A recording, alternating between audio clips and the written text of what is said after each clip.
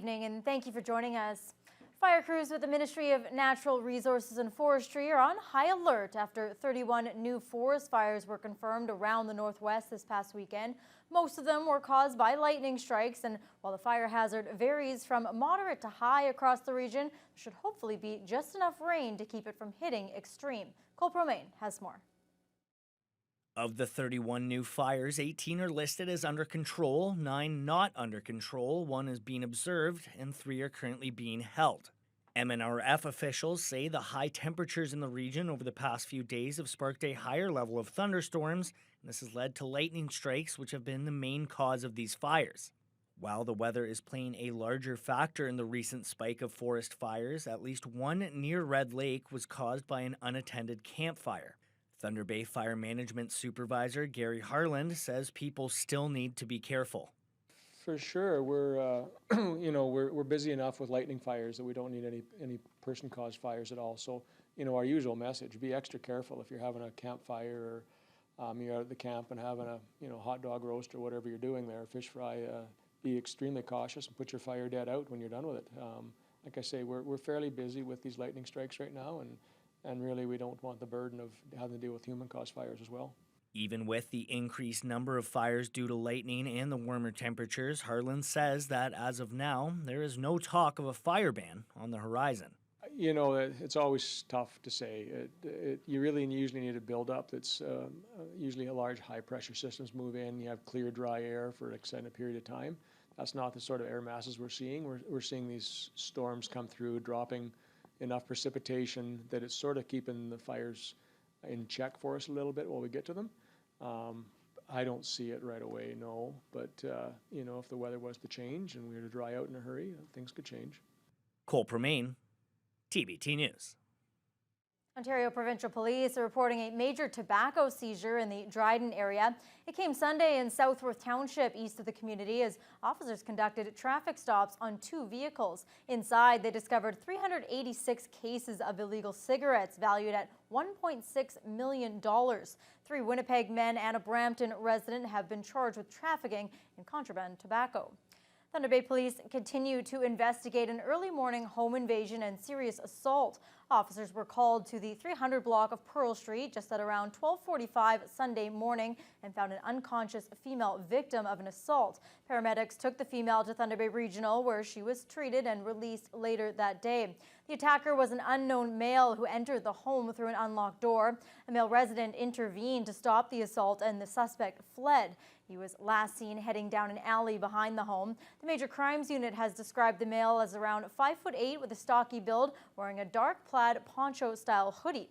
Anyone with information is asked to contact City Police.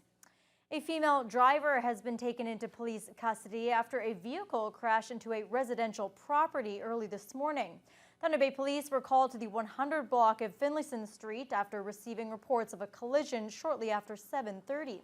When officers arrived, they found a red SUV that had crashed into a fence and a garage on the property. A 32-year-old woman was found close to the scene and was arrested. Police believe alcohol and drugs were a factor in the crash. The investigation is ongoing and impaired driving charges are expected to be laid. The COVID-19 pandemic is leading to a significant boost in grain activity at Thunder Bay's port. An increased focus on food security in Europe and the Middle East has spurred a significant rise in prairie grain through the port, and it comes as many other ports are seeing lower than normal volumes. Corey Nordstrom has details.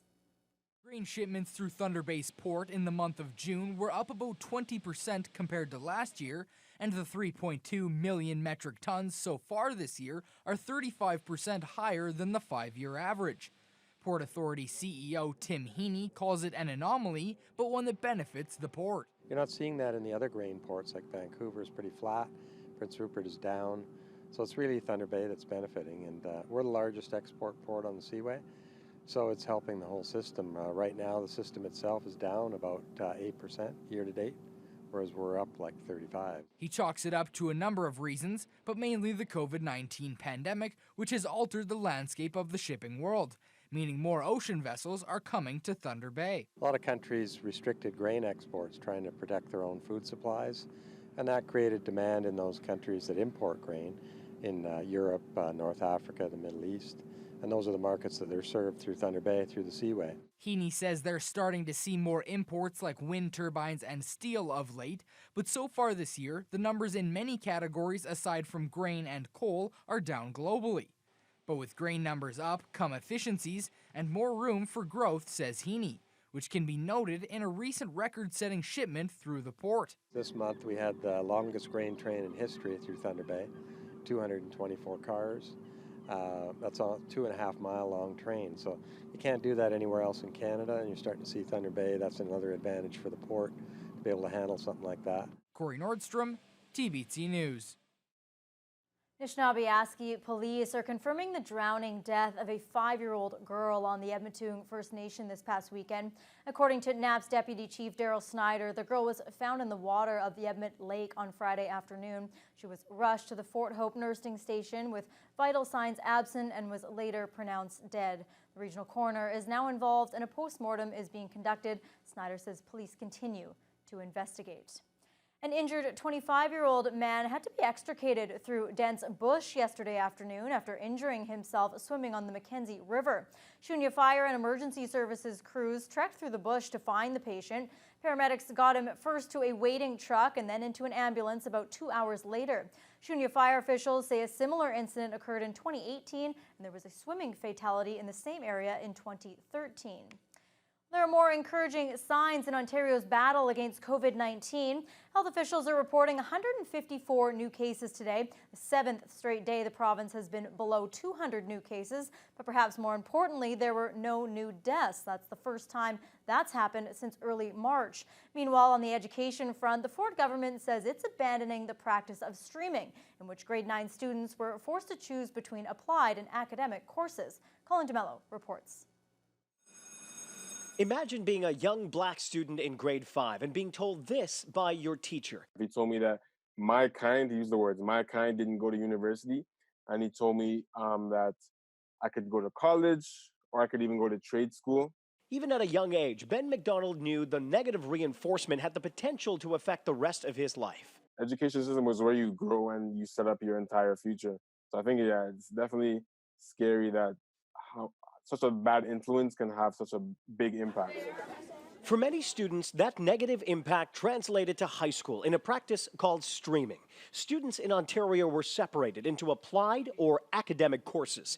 While it was originally designed to help students succeed at their education, instead, it often turned into a discriminatory practice. There was a high proportion of kids in the applied stream who were Black, who were Indigenous, who came from low-income families. Those students were 4.5 times more likely to drop out of school and had low rates of entry into post-secondary institutions. And the other thing that I've never found fair with this, you're asking a 14-year-old child to make a decision in grade 9 where the rest of their high school career and post-secondary schools that they're going to. And I just don't think it's right. Today, the government announced the end of streaming in Ontario. For example, students will no longer have an applied or academic math course in grade 9. Instead, all will simply be enrolled in grade 9 math. While advocates are celebrating the move, they are also calling for more student support. In boards and schools where they have de-streamed, there have been extra teachers, there have been very small classes, there have been learning strategies courses for kids. And as for Ben McDonald, he ignored the advice he received in grade 5 and eventually graduated from the University of Toronto. I want to be a doctor, specifically a neurosurgeon.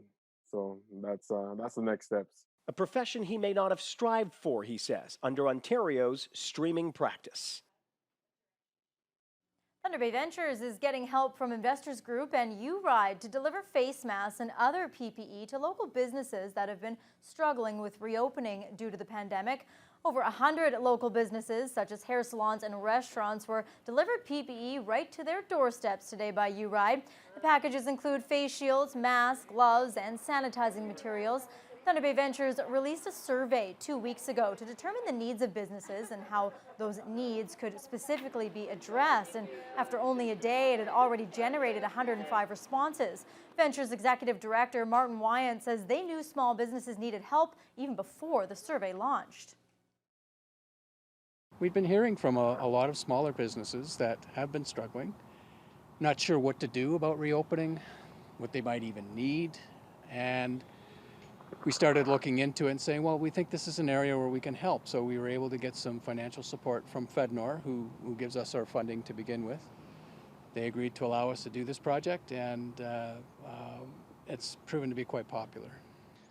Community safety in general has been our main focus from the beginning. So I think the whole PPE during a national pandemic, of course, really fits the bill with our personal views for the business. So, yeah. In addition to the PPE donations, Thunder Bay Ventures has also been giving out loans of up to $40,000 to smaller businesses, with up to 25% being forgivable. The recent draining of Boulevard Lake has opened the door for further investigation into one of the city's historical mysteries. The well-known circle of rocks that sits on the lake floor is once again exposed. Officials at the Fort William First Nation expressed an interest in the formation and contacted a group of Lakehead University researchers to help find answers to the mystery. Troy Charles has the story. Scott Hamilton is an anthropology professor at Lakehead University, and he was hesitant to resume his 2016 study of the rock circle until Fort William First Nation gave their blessing and support. The structure is believed to be sacred and of Indigenous origins. Last week, a group of university and First Nations individuals were on site collecting a wide array of data. Hamilton believes the 30-meter-wide ring predates construction of the dam and is likely a few hundred years old. Due to its size and placement, Hamilton senses it was likely some sort of ceremonial grounds. That makes a kind of sense given its location. It's on a nice flat floodplain overlooking the river immediately upstream from a major set of rapids and falls. That makes it an economically important place because it's a good fishery. And if it's a good fishery, that's going to attract lots of people every spring and perhaps every fall. You get gatherings of people. There's all kinds of social and ceremonial activities that occur when you got such gatherings. Technologies have vastly improved since the ring was last inspected 4 years ago. With help from the Karis Research Lab at Lakehead, the team was able to use drone footage as well as LiDAR technology, which uses laser beams to create a 3D representation of the surveyed environment. Ryan Wilkie is with the Karis Lab, and he explains what goes into developing a virtual recreation of the rocks. With the terrestrial laser scanner, we did about 6 scans total, about 20 minutes each. Which generated about 1.5 billion data points. And to produce a 3D model, it takes a little bit of horsepower, computing horsepower, but Alex Billick, the PhD student that the TLS belongs to, he's already processed a rough model and produced some basic models that we're playing around with just to make sure that it's all working and aligning properly. Unfortunately, the group has noticed that over the last month, some rocks have been moved or lifted by the public. Hamilton understands the curiosity, but encourages people to respect the site and not handle any of the rocks or walk within the circle. Troy Charles, TBT News.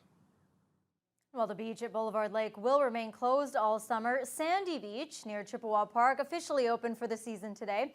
Families have already been flocking to the popular swimming spot on Lake Superior during this latest heat wave, but now the beach has lifeguards on duty and other safety measures. Avery McCrae has more.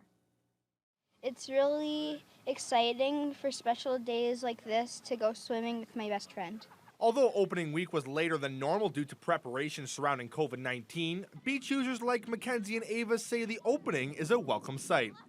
Residents have been visiting Sandy Beach for weeks since the weather became nice. The beach now has a designated entrance and exit for users to follow, and signs can be found throughout the property promoting social distancing. Residents are also asked to sanitize their hands before entering the beachfront, and while it's a little different than before, the changes aren't a bother for Ava and Mackenzie. Really excited. It's so much fun to be swimming, but it's still, you can't go near anybody, but we never usually did. We just hang out with each other, which is still quite fun. So we've had quite a nice reaction so far. We've had a couple families this morning, first thing, and they understand the changes and why they're necessary, and we're hoping on busy days people will also understand as well. The most notable change beach users will notice is the fact that lifeguards are back on the scene. The lifeguards work from 11:30 to 7 p.m. 7 days a week, And with Boulevard Lake closed this year due to construction on the Boulevard Dam, Sandy Beach is the only beach in Thunder Bay with lifeguards on location. Ethan and Jacob are regular visitors at Sandy Beach and feel a little safer now with professionals watching over. If you drowned or something, they can come save you. Yeah, I was gonna say the same thing. And if you have a little kid coming with you, you can feel more safe. If you're a parent or something. We feel it's very important to have lifeguards on duty here with the nature of being open water on Lake Superior. There was a really strong push to have supervised beach in Thunder Bay. It's a beautiful beach where people naturally come to anyways, and we'd like no incidents and for it to be supervised. Beijing recommends for anyone looking to enjoy the day at the beach to bring a towel to sit on, water to stay hydrated, and take advantage of the space to keep a safe distance from others. Avery McRae, TBT News. A Thunder Bay company which offers Lake Superior tours is back on the water. Sail Superior had its season delayed for a month and a half by COVID-19. Their Zodiac boat finally launched last weekend, taking people to see lighthouses and the old Silver Islet mine, and their sailboat tours will be back this weekend. Jonathan Wilson reports. The first customers for 2020 came aboard the Superior Rocket Zodiac boat on June 28th. Sail Superior normally begins operating on May 15th. But this year, owner Gregory Haru says they had to wait until the COVID-19 restrictions were loosened. Well, it's amazing to be able to get back out on the water, having a little bit of clarity as to how we run our charters this year, and that the people are coming out and booking us. As soon as we made notification that we're putting our boats back in the water, the phone started ringing, so really happy about that. Haru brings small groups aboard the Zodiac for tours of Lake Superior. This particular tour includes a lake view of the Trowbridge Island Lighthouse and the one on Porphyry Island. You see that the lighthouse is actually built up on the sort of violent, dangerous point where they have to protect the ships to keep them around. This tour also included a rare look at the Silver Islet mine shafts from the late 1800s. The calm water and sunny skies on this day provided a perfect view of the historic silver mine. The touring customers also got to see the new dock being built at the community of Silver Islet, a close-up view of the sea lion, and a look at the sunken barge near the Welcome Islands. The tour includes a 4-hour stopover on Porphyry Island to visit the lighthouse there and enjoy the scenery of the remote island. Well, Porphyry Island is one of our favorites because it's a beautiful trail once you get here, but there's also Thompson Island, which has a sauna and hiking. Spar Island, actually, is a beautiful top-of-the-world lookout. But, of course, the Giant. Anybody that hasn't been to the Giant or climbed the Giant or even hiked around the Giant, we can save you a bit of driving and hiking because we can bring you right to the Giant on the shores and you climb up that way. With no U.S. customers expected this year and some COVID restrictions still in place, Haru says they've had to change the way they offer tours, more flexibility in their scheduling, and catering to people within the same social bubble. The most difficult thing for us was that we used to cater to small groups, so 1 or 2 people could come and join other people, but they didn't know them. So this year we've adjusted things just a little bit, so now it's your safety bubble, your safety pod. You bring the people on board and we take your group out so that you know who's on board, and we don't mix groups. The next stage of reopening for Sail Superior will be the launch of their popular sailboat tours and cruises starting on July 11th. The wine and cheeses will start soon, and so we'll be ready to receive small, safe groups out on the water very soon. Jonathan Wilson, TBT News. A Thunder Bay resident is celebrating a big lottery win. Morris Wapoose was in Toronto last week to pick up a check for $100,014. The prize came from the May 30th Lotto 649 draw.